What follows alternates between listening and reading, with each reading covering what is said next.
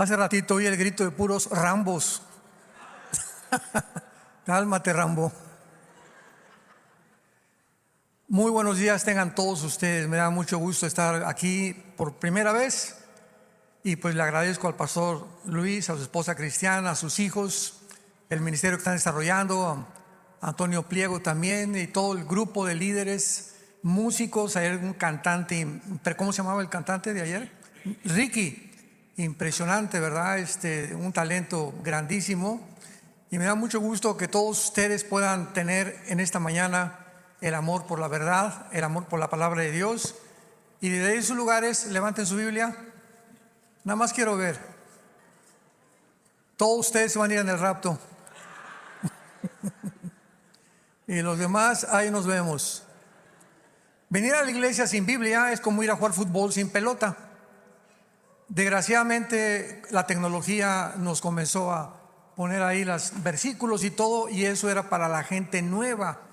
Pero el cristiano tiene que traer su Biblia el domingo, para que la tengas ahorita, apuntes una libreta, tomes nota. Ese es realmente un discípulo, porque tú puedes ser cristiano sin ser discípulo. ¿Sabías eso? En Juan 8, 31, 32 Jesús dijo a los que ya habían creído en Él: si ustedes permanecen en mi palabra, serán mis discípulos. Entonces hay muchos cristianos que no son discípulos, o sea, no siguen a Jesús. Y seguir a Jesús es realmente ser cristiano, porque hemos sido llamados no solamente a creer, sino a seguirlo. Muy bien, pues abran sus Biblias, los que la traigan. Los que no la traigan, siéntense con un cristiano. Tan duras las pedradas, ¿verdad? La primera carta a los Tesalonicenses, capítulo 4. Primera de Tesalonicenses, capítulo 4.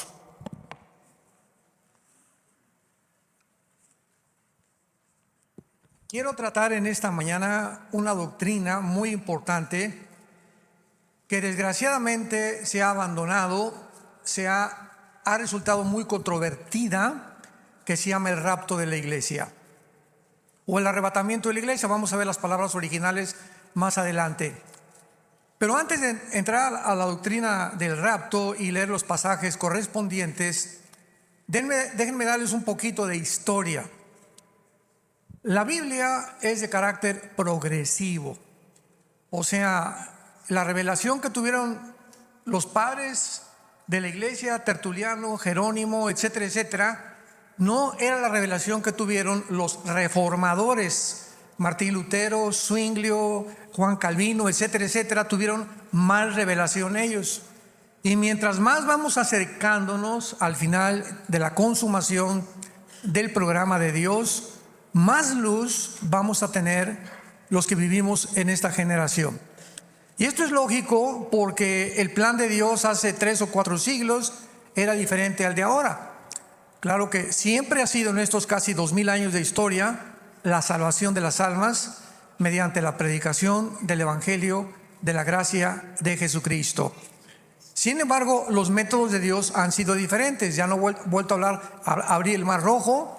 Dios no ha levantado otro Elías, otro Eliseo con los milagros impresionantes que ellos hicieron, etcétera, etcétera. Entonces, desde hace aproximadamente 150 años o 200 años se comenzó a abrir o a descubrir el rapto.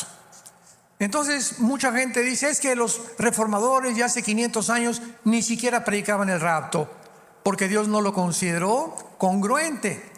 Pero ahora que estamos ya más cerca de este evento, es lógico que haya muchísima más información y que haya vuelto a resurgir otra vez algo que está en la Biblia. Porque cuando alguien me dice: oye, es que el rapto ni siquiera existe, le digo: pues entonces arranca las páginas de primera de Tesalonicenses 4, de 1 Corintios 15, de 1 Tesalonicenses capítulo 1, del Evangelio de Juan capítulo 14, porque si me dices que no está en la Biblia, no sé qué Biblia estás leyendo. Tal vez es la Biblia del Mormón.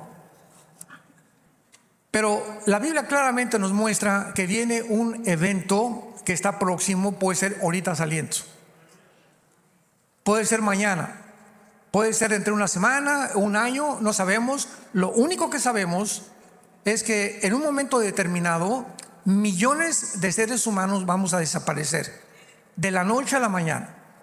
con todos los niños, ¿verdad? Menores de edad principalmente, las cunas quedarán vacías, pilotos que chocarán los aviones porque el piloto desapareció, un congestionamiento de tráfico en las carreteras impresionante, de pilotos y de choferes desapareciendo, los hospitales como locos, los medios de comunicación como locos, buscando la manera de poder explicarle al mundo qué está sucediendo.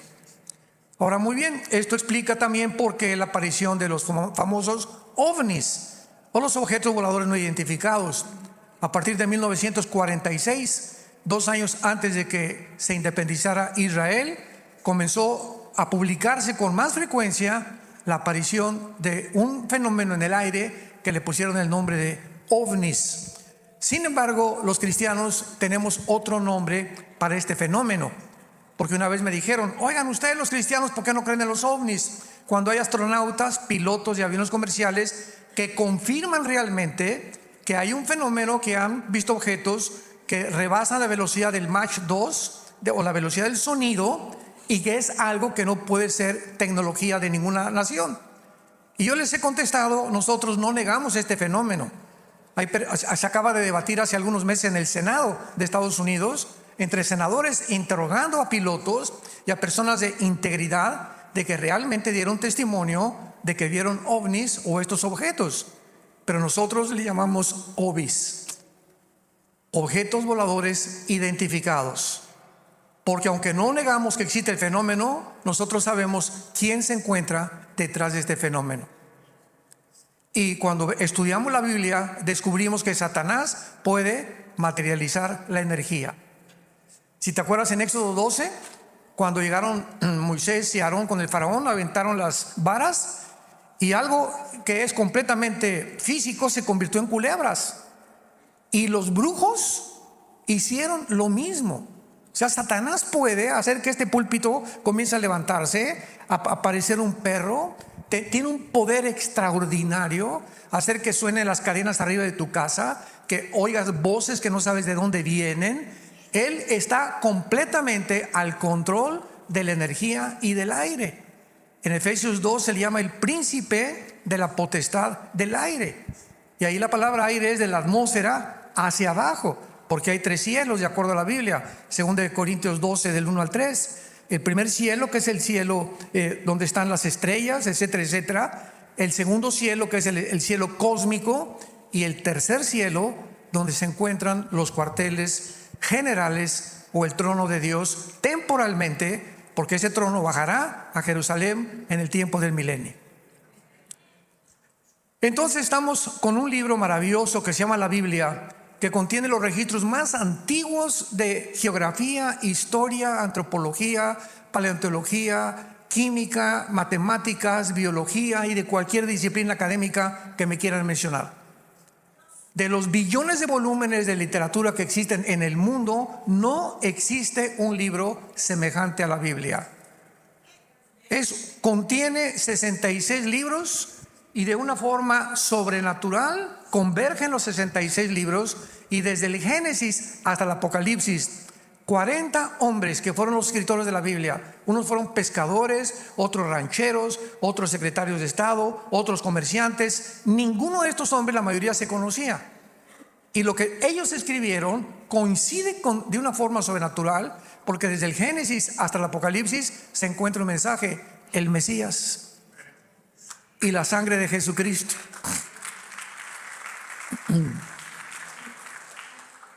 Entonces, cuando desaparezcamos, ¿qué van a decir los científicos? Se los llevaron los ovnis.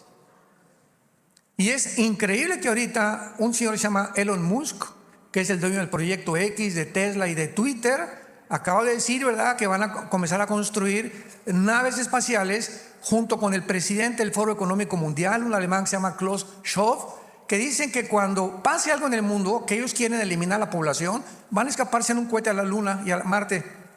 O sea, ¿están marihuanos? O sea, ¿es un chiste? O sea, ¿esto es ciencia o es ciencia ficción?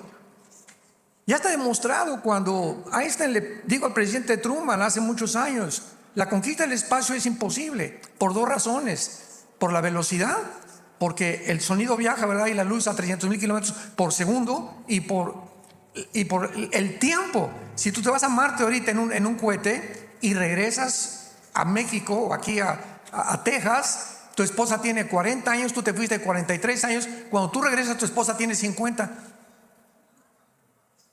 ¿Por qué dijeron amén los hombres? Lo estoy oyendo, porque el tiempo no existe igual que aquí en la Tierra. O sea, son cosas que los mismos astrónomos lo conocen y sin embargo lo niegan y juegan con la ciencia como si fuera matatena o canicas, cuando realmente no es ciencia, es ciencia ficción. Así que es imposible que pueda haber ni en la Luna, ni en Marte, ni en la atmósfera, ni en el agua que tengamos nosotros. Imagínense luna de miel en Marte. ¿Quién se quiere de luna de miel a Marte? No vas a poder ni besar a tu esposa. Yo prefiero Cancún 1000 veces, ¿verdad? Bueno, vamos a dar lectura a primera de Tesalonicenses capítulo 4 versículo 13 a 18 y después procederemos a explicarlo versículo por versículo. Y dice así: tampoco queremos, hermanos, que ignoren acerca de los que duermen, para que no se entristezcan como los otros que no tienen esperanza. Porque si creemos que Jesús murió y resucitó, así también traerá Dios con Jesús a los que durmieron en él. Por lo cual os decimos esto en palabra del Señor, que nosotros que vivimos, que habremos quedado hasta la venida del Señor, no precederemos a los que durmieron, porque el Señor mismo, con voz de mando, con voz de arcángel y con trompeta de Dios, descenderá del cielo, y los muertos en Cristo resucitarán primero. Luego nosotros, los que vivimos, los que hayamos quedado, seremos arrebatados juntamente con ellos en las nubes para recibir al Señor en el aire, y así estaremos siempre con el Señor. Por tanto, pónganse tristes, dice, porque viene el anticristo. Por lo tanto, ante esta noticia, alentémonos unos a otros con estas palabras. Cuando Pablo escribe esta carta, no había el conocimiento de la muerte o de lo que había detrás de la muerte para los cristianos. En el Antiguo Testamento, lo único que se sabía en el Antiguo Testamento era que todos los muertos, tanto los buenos como los malos, descendían a un lugar que se llamaba el Sheol, que es una palabra hebrea que significa el lugar de la sepultura o el lugar de los muertos. Es todo lo que sabían. Sin embargo, cuando Cristo es crucificado y es puesto en su tumba durante 3 días, en esos 3 días que Jesús estuvo en la tumba, dice primera de Pedro capítulo 3 que descendió en su espíritu al Sheol.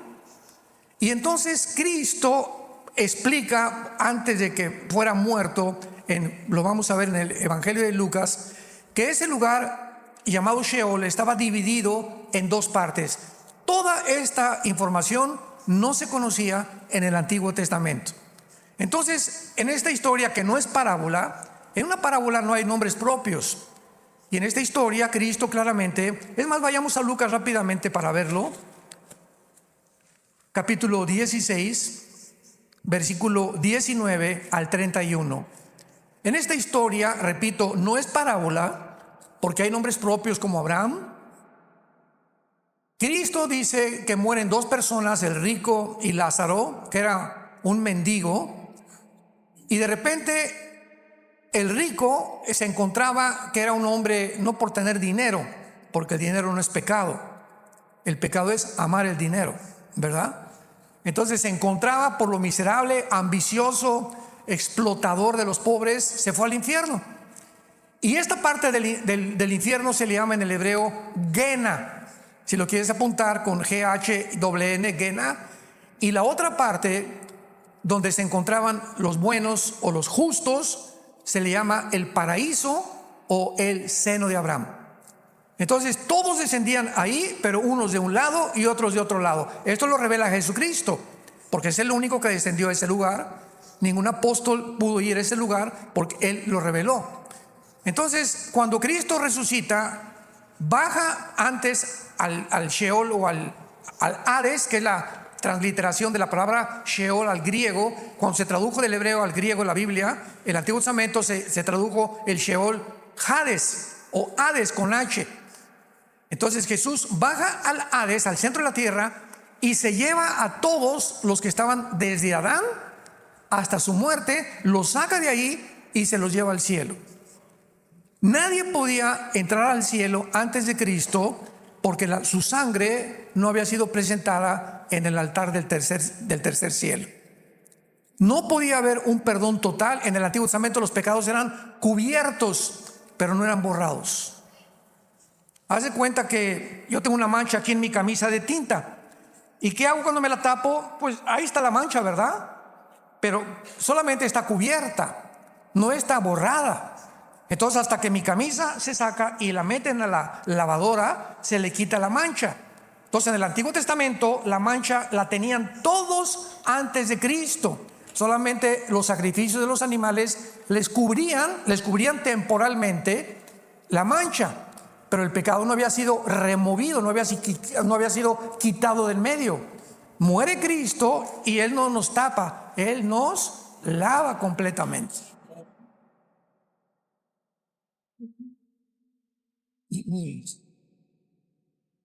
Entonces se llevan a todos al cielo, y por eso en la cruz le dijo al ladrón: hoy estarás conmigo en el paraíso, porque era el nombre que se le daba al lugar donde estaban los que estaban esperando que Cristo muriera para irse con Él. El paraíso ahora se encuentra en el cielo.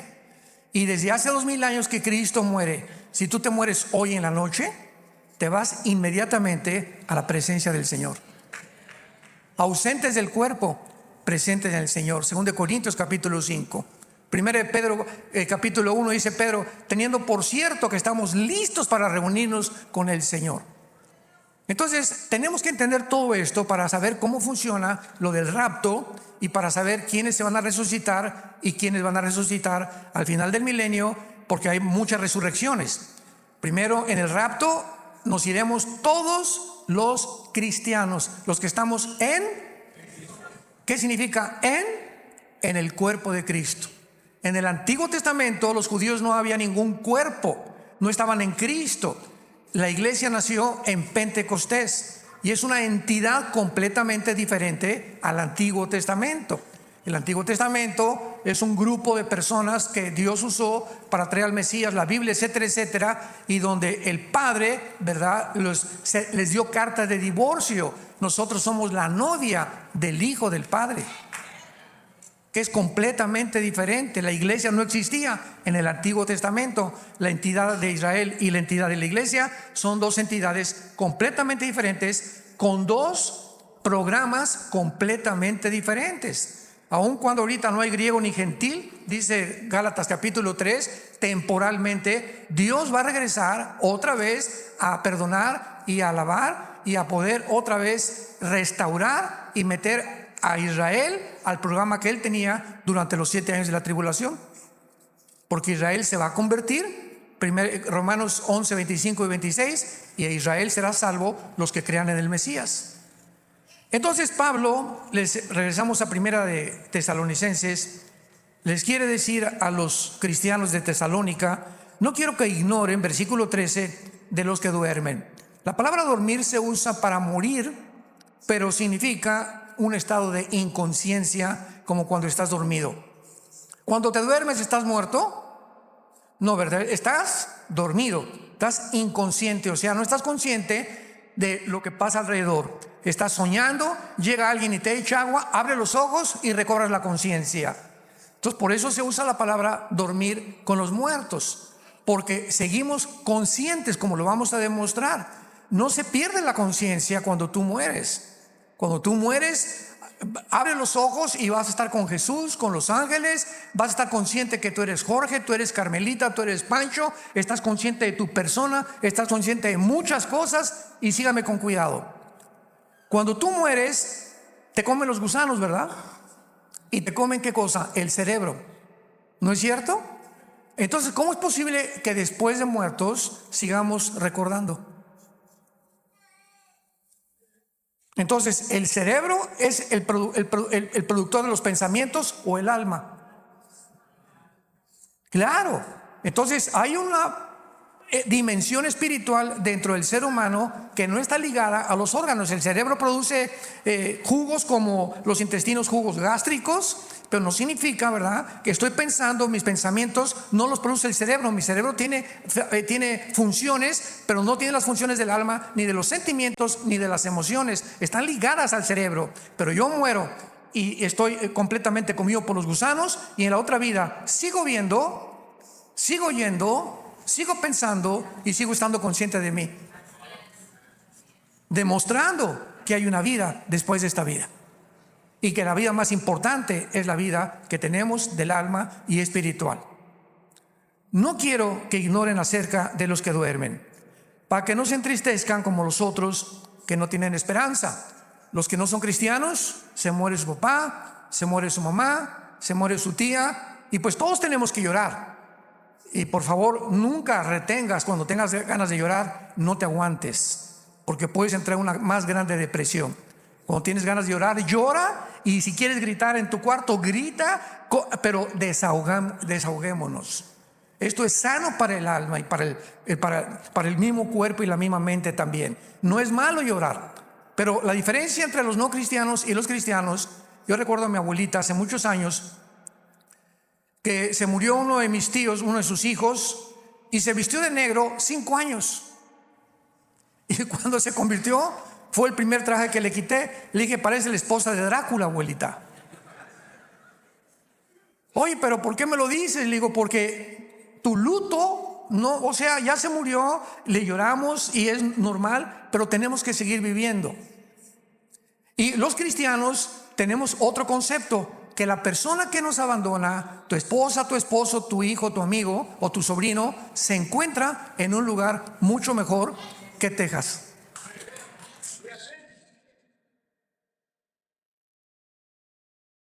Solo ese pensamiento. Por eso dice: si creemos que Cristo resucitó. ¿Ya vieron el sí condicional?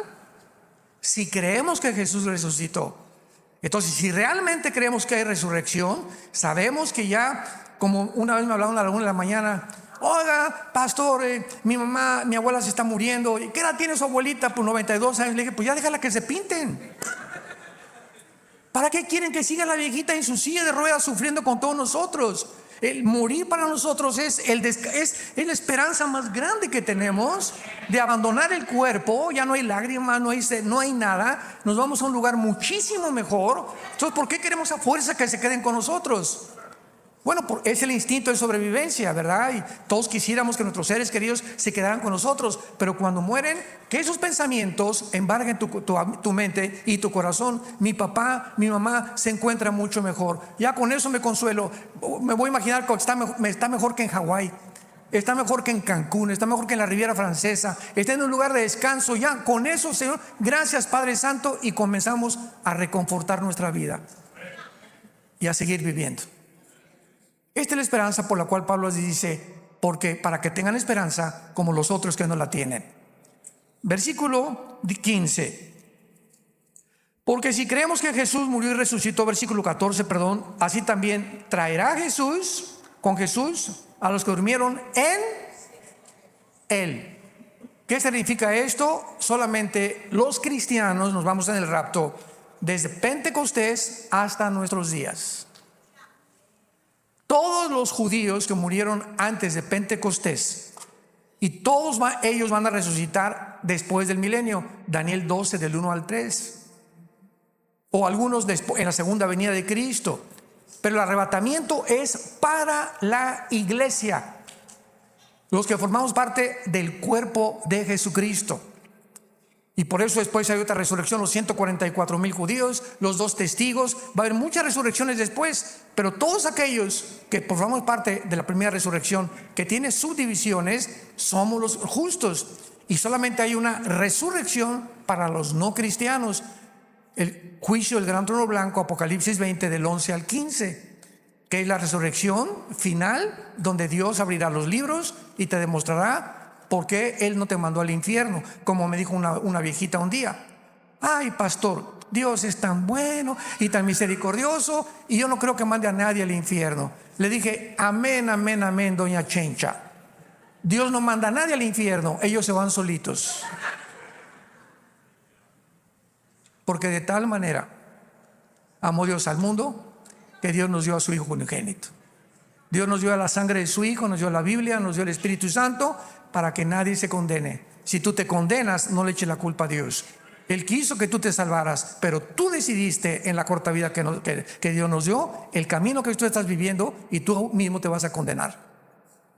Porque el pecado, la paga del pecado es la muerte. Ahora vayamos a 1 Corintios 15, antes de seguir en Tesalonicenses, y veamos con más claridad esta doctrina del rapto de la iglesia. A los que les interese la palabra arrebatamiento, es la palabra harpazo en el griego. Harpazo, como el harpazo de un tigre o de un león, como con Z. Es la palabra griega que significa ser quitado de en medio súbitamente o con fuerza.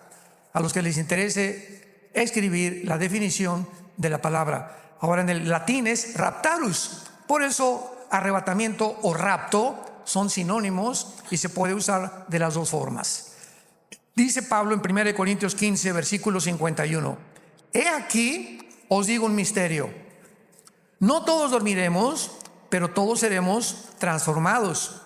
En un momento, en un abrir y cerrar de ojos, a la final trompeta, porque se tocará la trompeta y los muertos serán resucitados incorruptibles y nosotros seremos transformados. Vean ustedes que Pablo inicia describiendo que el rapto era un misterio. Y cuando Pablo dice, les digo un misterio, fue al apóstol Pablo, no fue a Juan, ni a Santiago, ni a Pedro, ni a ningún apóstol a quien el Espíritu Santo le reveló la doctrina del rapto, más que al apóstol Pablo. A él se le reveló esta doctrina. Y en el Antiguo Testamento un misterio es algo que no ha sido revelado. Y cuando dice Pablo, he aquí les digo un misterio, significa que el rapto no estaba revelado en el Antiguo Testamento.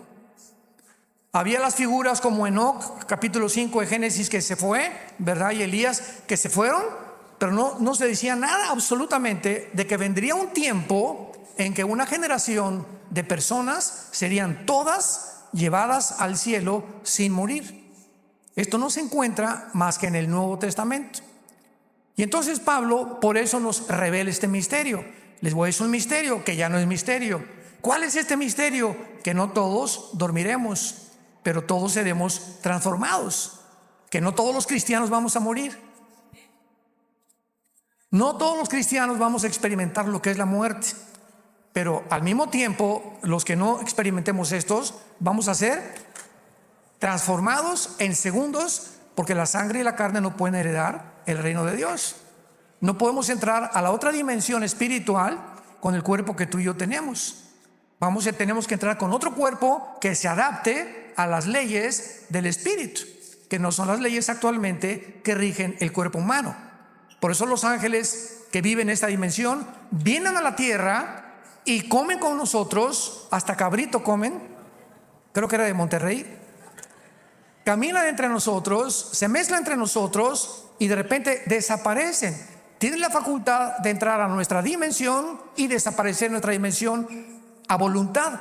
Pueden atravesar paredes y pueden atravesar la materia molecular sin ningún problema, cosa que nosotros no podemos. Porque dice 1 Corintios 15 que hay cuerpos espirituales y hay cuerpos físicos. Entonces los ángeles tienen cuerpos completamente diferentes a los nuestros y nosotros tendremos esos cuerpos cuando resucitemos. Entonces este misterio que Pablo dice, no todos vamos a morir, pero todos vamos a ser transformados. En un momento, en un abrir y cerrar de ojos, o sea, en las milésimas de segundo, de repente, a la final trompeta. Muchos habían dicho que esta final trompeta era la séptima trompeta, Apocalipsis 15, de los juicios de Dios. Sin embargo, las trompetas del Apocalipsis son de juicio. Y cuando nosotros recurrimos al Antiguo Testamento, a las fiestas judías, recordamos que hay 7 fiestas judías. ¿Se acuerdan? Y 4 de esas fiestas ya fueron cumplidas y se tienen que cumplir las 7, porque las fiestas judías no son de Israel, son fiestas de Jehová, que Dios se las da al pueblo, no son del pueblo. Dios se las da al pueblo para esconder detrás de ellas a su Hijo Jesucristo. La primera fiesta, Pascua, ¿verdad? En Éxodo 12, que recuerda cuando el ángel de la muerte pasó y fueron perdonados los que estaban bajo la sangre. Fue la primera fiesta que Cristo cumplió. La segunda, los panes sin levadura. La tercera, los primeros frutos. Cuando resucita Cristo, Él fue el primer fruto de una gran cosecha. Y la cuarta, Pentecostés, 50 días después de la resurrección.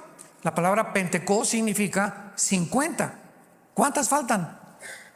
Falta la de las trompetas, Rosh Hashanah. Falta Yom Kippur, la de la expiación, y Sukkot o los tabernáculos. ¿Correcto?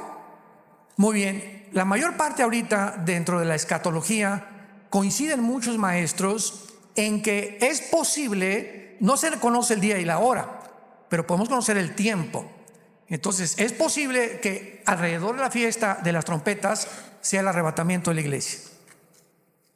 Y maestros como Jonathan Cahn, como Mark Hitchcock, que son los de los más reconocidos del Seminario Teológico de Dallas, que he platicado con ellos, ¿verdad? Y conozco a otros muchos que están casi seguros, ¿verdad? Porque la fiesta de las trompetas al mismo tiempo es la única fiesta que no se sabe el día y la hora.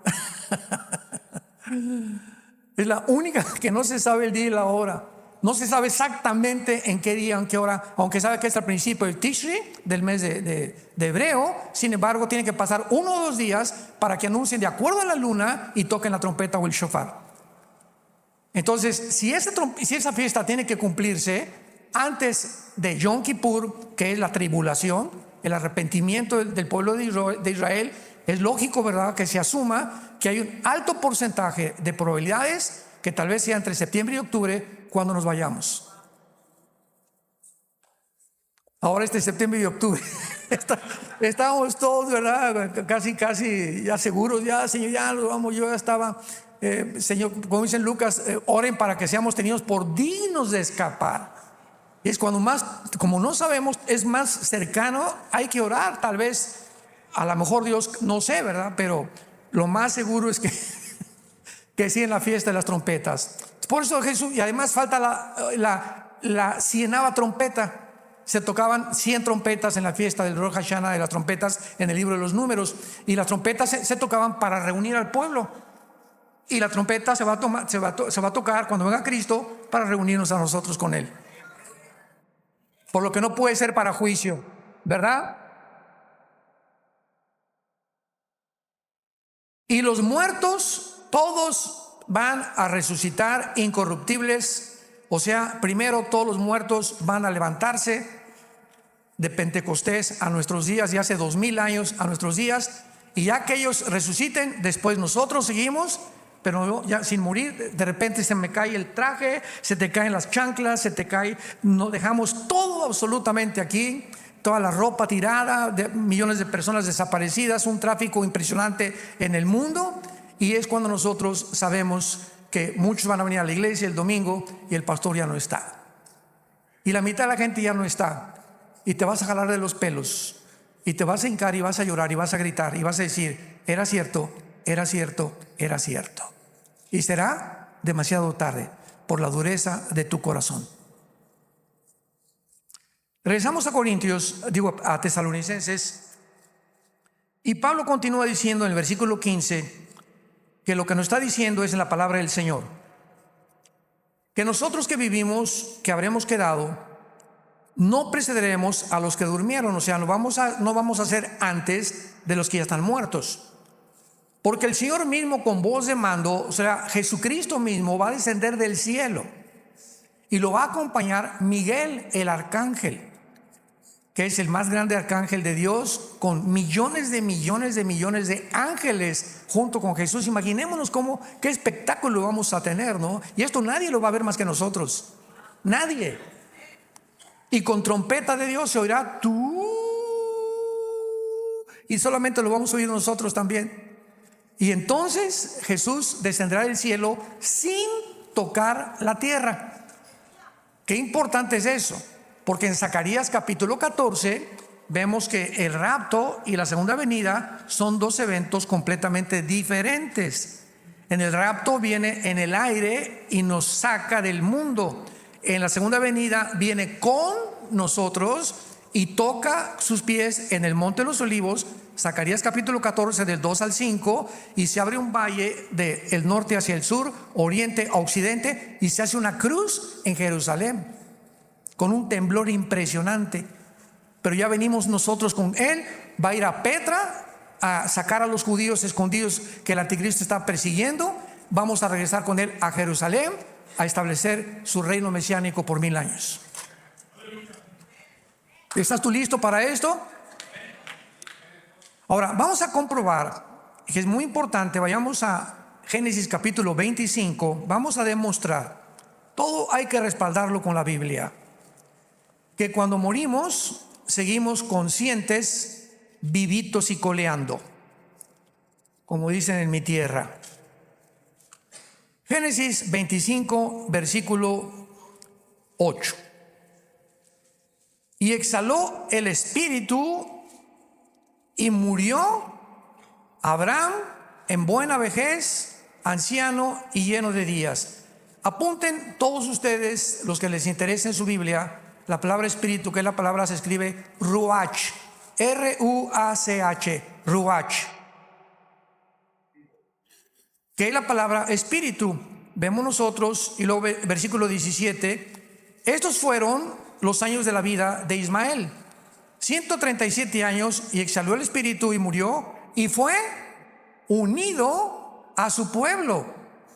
O sea, en el Antiguo Testamento, los que morían no estaban ahí nada más en la tumba, eran reunidos en un lugar especial donde se encontraban todo el pueblo de Dios que iba a resucitar después de la tribulación, y que cuando Cristo bajó ya no podían ellos permanecer continuamente aislados del mundo exterior. Ahora vayamos a Apocalipsis capítulo 6 y veamos otro ejemplo de personas que murieron como mártires y que se encuentran en la otra vida conscientes de quiénes son. Apocalipsis capítulo 6 versículo 9, es el quinto sello. Dice el apóstol Juan: vi bajo el altar las almas de los que habían sido muertos por causa de la palabra de Dios y por el testimonio que tenían. O sea, los mártires muertos por la persecución del anticristo. Y clamaban a gran voz diciendo: ¿hasta cuándo, Señor santo y verdadero, no juzgas y venga nuestra sangre en los que moran en la tierra? Y se les dieron vestiduras blancas y se les dijo que descansaran todavía un poco de tiempo hasta que se completara el número de sus consiervos y sus hermanos, que también habían de ser muertos como ellos. Vemos aquí un grupo de personas junto a Dios, clamándole a Dios y pidiéndole respuestas a Dios. No estaban en la tumba ya no hay nadie. Un cristiano nunca regresa al cementerio. ¿Me escucharon? Ahora viene el Día de Muertos próximamente. Hay un chiste que el Día de Muertos, ¿verdad?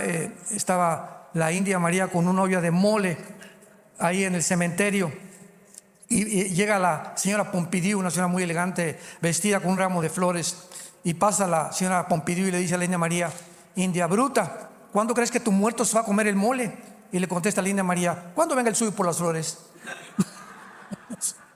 O sea, tanto los ignorantes como los muy ricos o los muy cultos están igual de tontos. O sea, son costumbres paganas que todos hacíamos porque no conocíamos la Biblia. Pero ahora sabemos que es inútil, ya, o sea, no hay nadie ahí en la tumba. Desde el momento que vamos detrás del ataúd, ya no está en el ataúd tampoco tu pariente o tu ser querido. En el momento, en segundos en que te mueres en el hospital, inmediatamente te sales de tu cuerpo, y lo que llevan ahí es un esqueleto nada más. Por eso nunca regresamos al cementerio. ¿Para qué? ¿Para atormentarnos? ¿Para llorarle cuando está en un lugar mucho mejor? Haz de cuenta que se va a Cancún tu hijo. Ay, ¿para qué te fuiste a Cancún? Oye, mamá, no llores, estoy mejor que tú. Y le decían a Dios, ¿hasta cuándo? O sea, ahí arriba en el cielo todavía mantienen el tiempo. De alguna manera saben las personas en el cielo que viene un tiempo abajo en la tierra en el que Dios tiene que juzgar el mundo. Y están viendo de alguna manera desde el cielo a la tierra y le están preguntando a Dios, oye Señor, ¿hasta cuándo se van a acabar las guerras? Y los secuestros y la violencia y los huracanes y los tsunamis y tantos abusos que hay en el mundo. ¿Por qué no vengas nuestra sangre en los que moran en la tierra? Ahora, la pregunta teológica es la siguiente: ¿qué acaso le están pidiendo venganza a Dios? ¿Le están rogando por venganza o por restitución? Cuando un juez, hagan de cuenta, yo soy un juez ahorita y me traen un condenado a muerte y me dice condenado a muerte, oiga juez, por favor tenga piedad de mí, hace una semana compré un asilo para ancianos y hace 6 meses fui muy bueno con mi esposa, y yo como juez le contesto, mira pitirijas, no te vas a la silla eléctrica por lo bueno que hiciste, sino por lo que hiciste hace 3 días. Todo lo bueno que hayas hecho lo echaste a perder al matar a tu esposa o a tus hijos hace 3 o 4 días, o al matar a un policía. Aquí en Texas matas a un policía y te vas a la silla eléctrica. Entonces quiero que entiendas eso. Y el pitirija le dice al juez, no, por favor, tenga compasión, ¿por qué son tan vengativos? No, no soy vengativo, estoy ejecutando justicia. No es venganza. Entonces tenemos que diferenciar eso en que la justicia se tiene que aplicar. Ahorita en Israel, no, ¿cómo es posible que los judíos entren a Gaza, etcétera, etcétera? Oye, es que se tiene que hacer justicia. Ahora se están escondiendo los túneles bajo los hospitales del grupo terrorista y el palestino no tiene la culpa. Pero han asesinado a más de 200, 500 personas. A los niños les sacaron los ojos, los abrieron enfrente de sus papás, los quemaron vivos en sus kibbutz. ¿Qué un gobierno va a dejar eso para que hagan y sigan haciendo lo que les da la gana? ¿Qué gobierno perdonaría eso? ¿Qué gobierno consciente? Ahorita desgraciadamente en Acapulco el gobierno no ha metido ni la mano, se están muriendo de hambre en Acapulco. Ni un kilo de arroz han llevado. El presidente ni siquiera ha aterrizado hoy para poder qué es lo que se necesita. Y hay un estallido social en Acapulco y en Guerrero ahorita como no se imaginan. La gente ahorita nos juntamos cantidad, tenemos ya como 2-3 toneladas de despensas. Nos acaban de decir, no se atrevan a entrar a Acapulco, te matan por 1 kilo de arroz. Todos los centros comerciales los saquearon refrigeradores, televisiones, camas, no hay Oxxos, no hay comercios, no hay los Walmarts, los vaciaron completamente. Las gasolineras rompieron las bombas y están sacando y bombeando toda la gasolina. Es un puerto completamente devastado y un puerto en anarquía total por la falta del gobierno. Desgraciadamente en nuestra tierra eso es lo que pasa muchas veces. Eso no pasa en Israel. Pudieron entrar, ahora se tiene que hacer justicia. Entonces le están pidiendo justicia y se les contesta que todavía no es el tiempo, que mientras tanto descansen. Esto nos muestra que si tú te mueres hoy en la noche y te vas al cielo, no en el rapto, si te mueres hoy en la noche y te vas al cielo, tu cuerpo no ha resucitado todavía, porque la resurrección es hasta el rapto. A los muertos en Cristo resucitarán primero. Hay un cuerpo intermedio entre el rapto y cuando tú te mueres. Estas personas que estaban en el cielo no han resucitado. Hasta el capítulo 7 vemos ya que salieron de la tribulación muchos de ellos y ya se les dan palmas indicando que ya tienen un cuerpo resucitado y ya pueden alabar a Dios. Entonces hay una especie de cuerpo intermedio. Mientras están allá se les dieron vestiduras blancas porque las almas las vio desnudas el apóstol Juan. Necesitaban algo que los cubriera temporalmente mientras vendría la resurrección. Ahora alguien puede preguntar en penúltimo lugar, ¿cómo será mi cuerpo cuando yo resucite? ¿Se parecerá a Rambo? ¿O se parecerá a Madonna? ¿Cómo será el cuerpo cuando nosotros resucitemos? ¿Seremos jóvenes? ¿Seremos de la misma edad? ¿O a quién nos vamos a parecer? ¿O seremos nosotros pero mejores, verdad? Ya sin lunares y sin problemas. Vean ustedes en el libro de Filipenses la respuesta. Dios nos da la respuesta. Esto es precioso. Ya no tienes que hacerte tantas cirugías plásticas. Dice Filipenses capítulo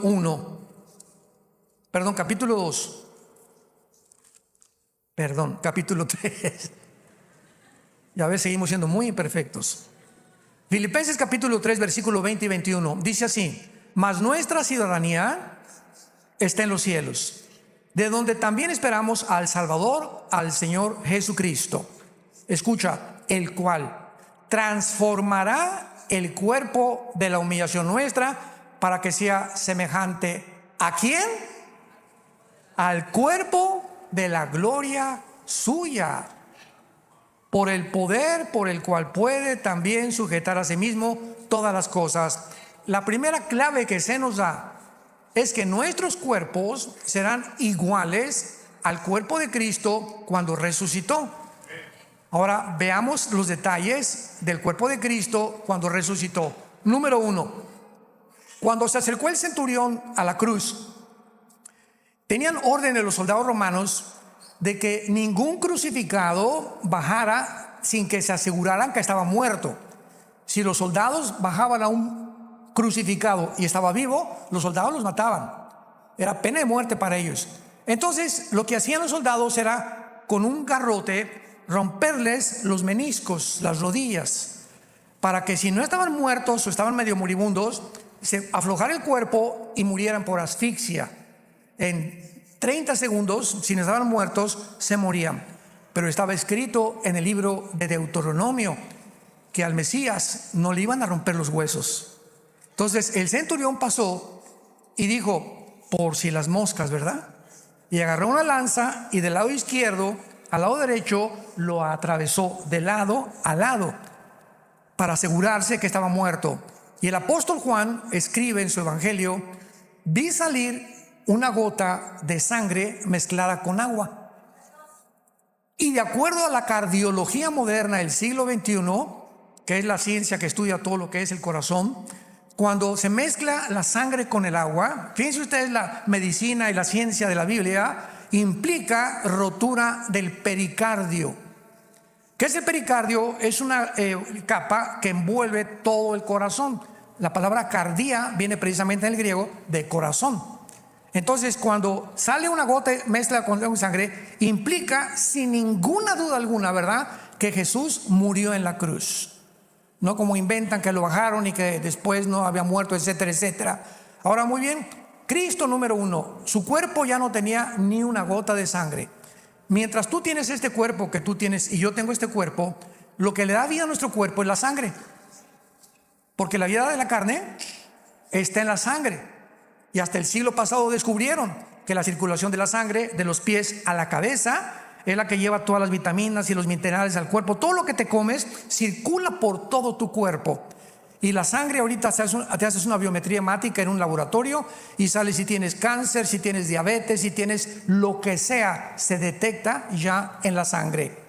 Lo interesante del caso es que no vamos a tener ya sangre, pero al mismo tiempo que no vamos a tener sangre, Cristo ya resucitado en el camino de Emaús iba caminando con uno de los discípulos y les preguntó en el evangelio de Lucas: ¿por qué están tristes? Bueno, porque dicen que el Mesías, etcétera, etcétera. Y ellos se sientan a comer pez y miel. Y Cristo, con un cuerpo sin sangre, come pescado y miel. Come pescado y miel. O sea, nuestros cuerpos vamos a seguir comiendo.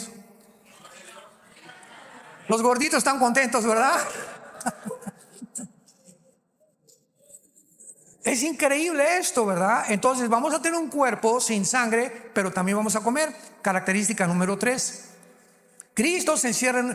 Los apóstoles se encierran en un cuarto porque estaban aterrorizados que los romanos los vinieran a crucificar también. Entonces había un hombre llamado Tomás el Dídimo que había dicho: no, yo hasta que no toque con mis manos sus manos y hasta que no toque sus manos su herida, no voy a creer. A mí no me digan que resucitó. Y mientras estaban en el cuarto los discípulos, Cristo atraviesa la pared. Característica número 3, nuestros cuerpos podrán materializarse y desmaterializarse a voluntad. Ojalá que lo estén apuntando todos. Número 3, se podrá materializar y desmaterializar, porque la composición molecular de nuestros cuerpos ya no será igual ahorita. Ahorita agarro la mano y le hago así al púlpito y entonces me estrello con los átomos que forman parte de este púlpito, ¿verdad? Porque la materia no puedo atravesarla con mi mano, pero el cuerpo que tenemos vamos a atravesar la materia, como lo hacen actualmente los ángeles y Cristo resucitado. Entonces Cristo se acerca y le dice a Tomás: Tommy boy, come here, ven para acá. Y llega Tomás: sí, Señor. Y vean ustedes lo que pasa. Y le dice Jesús: pon tu mano en mi mano. Y cuando Tomás pone la mano en la mano de Jesús, no la atraviesa, sino que toca algo sólido. Y pon tu mano en mi costado. Y cuando toca Tomás la herida de Cristo, toca algo sólido. Nuestros cuerpos no van a ser espíritu como Gasparín, sino que vamos a tener algo sólido que se va a materializar y se va a poder tocar, pero al mismo tiempo desaparecer. Y estas características del cuerpo resucitado nos muestran claramente que llegará el momento en que todo esto que estamos atravesando actualmente en el mundo es pasajero. Santos de Dios, somos peregrinos en un planeta desconocido. Este mundo no es de nosotros. Este mundo estamos en un territorio actualmente ocupado por el enemigo. Así como ahorita los palestinos en Gaza están en un territorio que no es de ellos, es de un grupo terrorista que los tiene sometidos y que los explota como carne de cañón.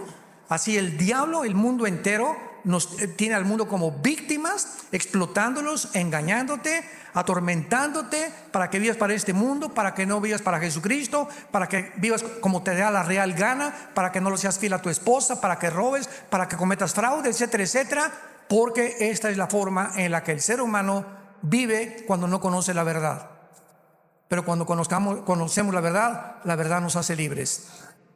Y por eso Dios en esta mañana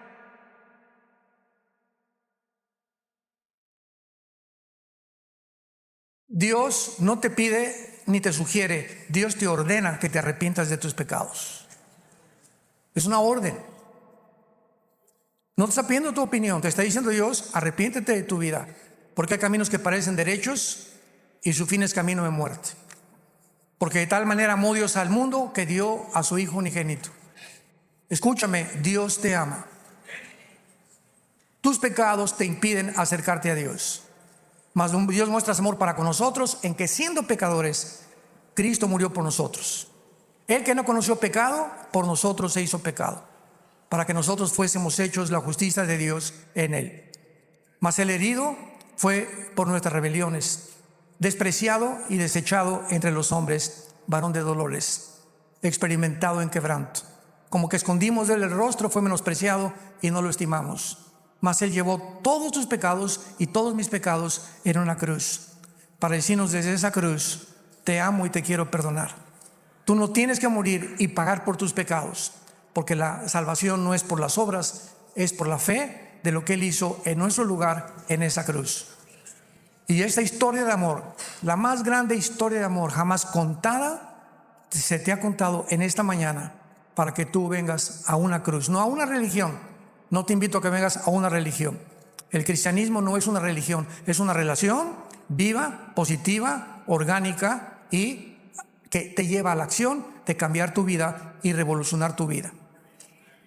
Jesús va a entrar a tu vida en esta tarde y tú vas a descubrir mañana y la semana que entra, de alguna forma, que tu vida va a comenzar a cambiar. Y cuando tú lo hagas, nunca podrás estar tan agradecido con Dios de tan grande salvación. Inclina tu cabeza y en esta mañana, en la que Dios ha preparado tu corazón, no es una coincidencia que tú estés aquí esta mañana. Tú tenías una cita para oír la voz de Dios a través de la Biblia. Dios te ama y por eso te trajo esta mañana, para que detengas tu vida, para que no sigas viviendo como estás viviendo, perdido, sin rumbo, sin propósito ni sentido en tu corazón. confundido, confundida por el pecado y por la maldad que hay a nuestro alrededor. Ven a Jesús y conocerás la verdad, y la verdad te va a hacer libre. Él descendió como el pan del cielo para darnos vida. Cualquier agua que sigas viviendo, placeres, sexo, búsqueda de dinero, búsqueda de fama, popularidad, todo eso te va a dejar siempre vacío. Mas el agua que Jesús te da en esta mañana te satisfará y te podrá realmente dar la vida eterna. ¿Qué tengo que hacer? Me preguntarás. Simplemente dile estas palabras con todo tu corazón. Señor mío y Dios mío, te pido perdón por mis pecados. Creo que en esa cruz pagaste tú por ellos con tu sangre preciosa. Creo que a los 3 días venciste la muerte. Te levantaste y saliste de la tumba para darme en esta tarde la esperanza que yo volveré también a vivir contigo, porque te pido en este instante que entres a mi corazón. Manifiéstate, Señor, a mi vida, cámbiame, transfórmame. Ya no quiero seguir siendo igual, y sé que solo tú puedes tener el poder de cambiar y darme la vida eterna. En el nombre de Jesús, amén. La palabra de Dios: los cielos y la tierra pasarán, pero mis palabras permanecerán. Todo se está derrumbando a nuestro alrededor ahorita. Filosofías, religiones, ciencia, todos los proyectos y los seres humanos a nuestro alrededor. Nunca había habido tanta confusión, tantas mentiras como las que estamos viviendo. Haríamos bien en estar atentos a esta palabra, como a una antorcha que brilla en tanta oscuridad. Si tú en esta mañana hiciste esta oración por primera vez, invitando a Cristo a tu vida, ahí desde tu lugar, levanta tu mano. Gracias a Dios. ¿Cuántas personas? Gracias a Dios. Que Dios los bendiga. Dios los bendiga. Gracias a Dios. Gracias allá atrás también. Gracias. Gracias por estas personas.